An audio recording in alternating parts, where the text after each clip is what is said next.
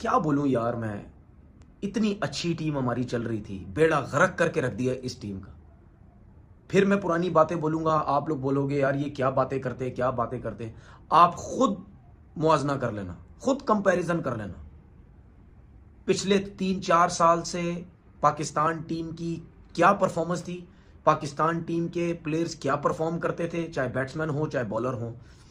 सिर्फ ये बोला गया फाइनल नहीं जीती, इवेंट नहीं जीते, दोस्ती यारी, कप्तानी नहीं छोड़नी, बोर्ड हाथ में है, सब कुछ है।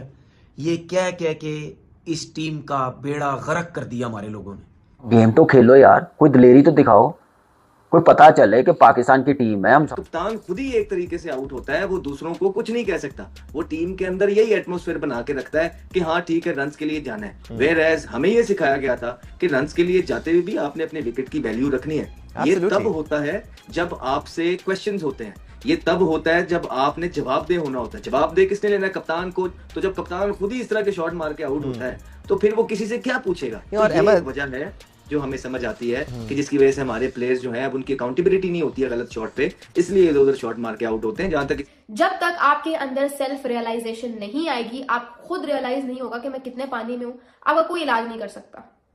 ठीक है, हम ये नहीं कह रहे कि आप अच्छे बैट्समैन नहीं है, हम सिर्फ इतना से कह रहे हैं कि please please please consult a mentor. ठीक है, कोई अच्छा जबरदस्त सा बैट्समैन पकड़ो, यूनुस खान ले लो, कोई भी, मोहम्मद यूसुफ कर लो, कुछ भी है, एंड प्रैक्टिस अंडर हिम। उसको उसकी मेंटोरिंग के अंडर आओ।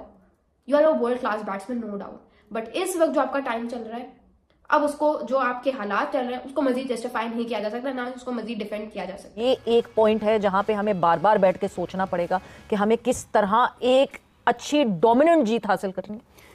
हुसैन तलत जब आया ना बैटिंग के लिए, उसकी बैटिंग देखें जी, उसकी बैटिंग देखें। सलमान अली आगा आउट हो, इतनी इजी कंडीशंस थी और बिल्कुल सीधा था मैच। और उस वक्त में भी उसने जिस अंदाज से बैटिंग की है, यार आपसे रन ही नहीं हो रहे। जब आप डर डर के, आपका एज लगेगा, आप कभी इधर लग जाएगी कभी उधर लग जाएगी, तो जब आप इतना शेकी खेलते हैं ना, तो दूसरी एंड पे खड़ा बैट्समैन वो वैसे ही उसके दिमाग में आता है यार कि पता नहीं अचानक से हो क्या गया है। जब रिजवान बैटिंग कर रहे थे और सलमान बैटिंग कर रहे थे, रन इजीली क्यों बन रहे थे? फ्री फ्लो में स्किल का फर्क है आपकी। और ये वो जगह है जिस नंबर पर आपने हुसैन तलत साहब को खिलाया है। यहां पर आपको खुद भी उन्होंने कहा था, चूंकि मैं स्पिन भी अच्छा खेलता हूं, मैं फास्ट बॉलिंग भी अच्छी खेल लेता हूं, लेकिन ना T20 में अभी उनका नजर आया, ना वनडे में। जो कल उन्होंने बैटिंग किया वो उनकी सलाहियतों का एक मुंह बोलता सबूत है, बेनकाब हो गई हैं कि वो क्या क्रिकेट खेल रहे हैं। तो ये नंबर इससे ज्यादा बेहतर बैट्समैन को वहां पर होना चाहिए। ये कल भी हमने इसका जिक्र किया था, आने वाले मैच के लिए भी यही है। ये इस लीग से बिलोंग नहीं करते हैं। भाई सीधी बात है यार, मुझे तो नहीं समझ आ रही हमारी पाकिस्तान क्रिकेट किस तरफ जा रही है और क्या हाल होगा इस क्रिकेट का। पाकिस्तान क्रिकेट को देख के तो अब यही नजर आता है, सबसे पहले तो दिमाग में ये सोच आती है पता नहीं ये मैच जीतेंगे या नहीं जीतेंगे। इस हाल तक हमारी टीम चली गई है। जिस तरह हाफिज साहब ने बात की, एक बहुत बहुत इंपॉर्टेंट चीज है, हम मोमेंटम आया, मोमेंटम खत्म हुआ। वो मोमेंटम क्यों खत्म हुआ उसके बारे में भी बात करेंगे कि बाबर आजम हम समझ रहे थे फॉर्म में आ गए, मगर वो सिर्फ T20 की फॉर्म में आए थे, शायद ODI की फॉर्म में अभी तक नहीं आया, उसका इंतजार हमें शायद करना पड़ेगा। ऑन ऑफ बटन है, ऑन कर देते हैं, ऑफ कर देते हैं, फॉर्म इन फॉर्म आउट हो रहा है ये मुसलसल। फिर उसके बाद थोड़ा सा मोमेंटम सेट किया, थोड़ा नहीं, अच्छा खासा मोहम्मद रिजवान और सलमान अली आगा ने सेट किया, एंड देन मोमेंटम पूरा हुसैन तलत ने आके ब्रेक कर दिया। कितना इंपॉर्टेंट है इस पूरे फ्लो को सही तरह मैनेज करना, क्योंकि हमने अपने हाथों से निकलते हुए देखा कल का मैच।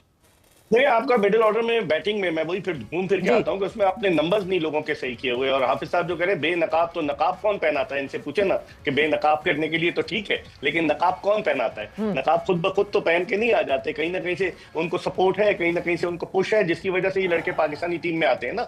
सारा मसला इसी बात का है। लेकिन अब आप देखें कि आप टेस्ट मैचेस का देख लें सवेरा, कि आपकी जो लोअर ऑर्डर बैटिंग थी वो किस बुरी तरीके से नाकाम हुई। 17 रन पे 5 विकेटें, 16 रन पे 5 विकेटें, और यही कुछ आप देखने को मिल रहा है आपको T20 में, वनडे में भी।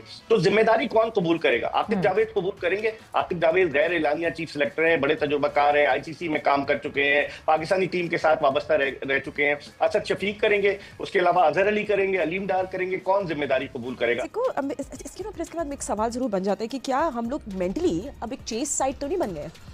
नहीं, चेस देखो, चेस करना तो बहुत अच्छा काम है। हाँ। मैं तो हमेशा उस टीम को बहुत मानता हूँ जो चेस करके जीते। 200 करें, 250 रन चेस करें, आप 250 करके जीत रहे हैं, फैंटास्टिक यार। ये तो सबसे मुश्किल काम होता है। जितनी मैंने क्रिकेट खेली, हमें चेस करते हुए जान निकलती है, कभी चेस करना पड़ेगा, इसलिए कि उसमें प्रेशर जल्दी आ जाता है। यहाँ पर जो है एक्चुअली पिच थोड़ी सी हिल रही थी शुरू में, तो मेरे हिसाब से उन्होंने सही किया, चलो जी बैटिंग करके देख ली, उनको आइडिया हो गया कि यहाँ पे इस तरह शुरू में कैसे खेलते हैं। आपको अपने बड़े प्लेयरों का, बड़े बड़े जो किंग्स हैं उन सब का पता चल गया कि वो जहाँ गेंद हल्का फुल्का हिलेगा उनके साथ क्या होना है, ठीक है ना, तो सब कुछ नजर आ गया। It's a good thing. मैं हमेशा कहता हूँ अगर आपने 4 दफ़ा बैटिंग कर लिया तो एक दफ़ा जरूर चेस करके तो फील्डिंग करके देख लो, ताकि आपको प्रैक्टिस चलती रहे। ये खेल प्रैक्टिस के हैं, असल टारगेट हमारा है वर्ल्ड कप, उसकी हम तैयारी कर रहे हैं। मगर ये तो वनडे है, हम तो T20 के बाद अभी शुरू हो जाएंगे, इसके बाद T20। मैं ये देखना चाहता हूँ, मैं चाहता हूँ कि ये जो ट्राई सीरीज़ वगैरह हैं उसमें कम से कम कोई 4-5 नए बच्चों को आप ट्राई करके देख लें। यू नेवर नो कि जो डोमेस्टिक क्रिकेट में लड़के अच्छी परफॉर्मेंस कर रहे हैं, आप उनमें से कोई अच्छा लड़का आ जाए, यू नेवर नो, आपको पता ही नहीं। कोई you know that Pakistan doesn't want to experiment. देखिए मैं आपको बताऊं कि सिलेक्शन का तरीका मैं आपको थोड़ा सा बता देता हूँ। ये पेपर पढ़ा है, ठीक है, वो आके कहते हैं जी सिकंदराबाद 4 मैच खेले, ये खेले, स्ट्राइकिंग रेट कितना है, वो 140 है। अरे भाई ये तो देखो कि वो 140 उसने किए हैं, कितनी बॉलें खेल के किए हैं, क्या उसकी टेक्निक अच्छी है। एक लड़का जिसकी कोई टेक्निक ही नहीं है, सड़क का क्रिकेटर लगता है, मगर उसका है 140, वो खेलेगा। ये सिलेक्शन गलत है।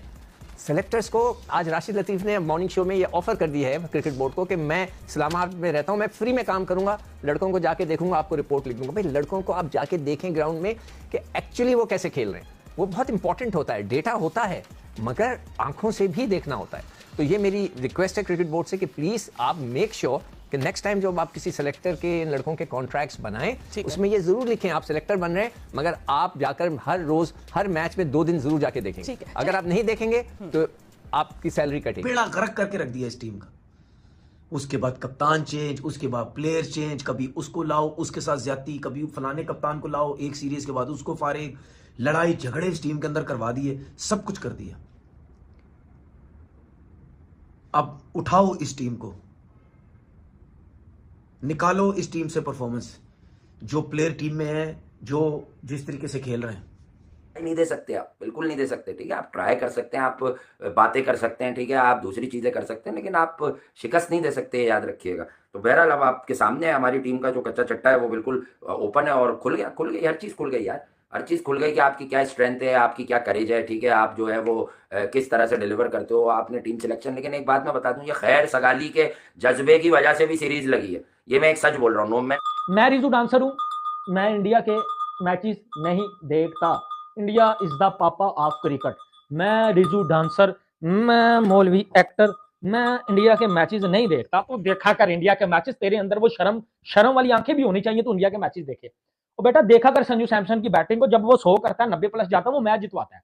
क्या ख्याल है यार, हर संडे प्रोग्राम जो बढ़ जाता है, हर संडे। मैं कहता हूँ अब तो जलालत का मुकद्दर बन चुकी है कि अब इंडियन फैंस भी जब अब इस टीम के ऊपर तरस खाते हैं कि यार ये वाकई कोई लंडे की टीम जो पकड़ी हुई है आपने, भाई ये जो वाकई लंडे की टीम है। एक पाकिस्तानी बोल रहा था कि Babar Azam is better than Ricky Ponting, और ठीक बोल रहा था पाइन, वो ठीक बोल रहा था।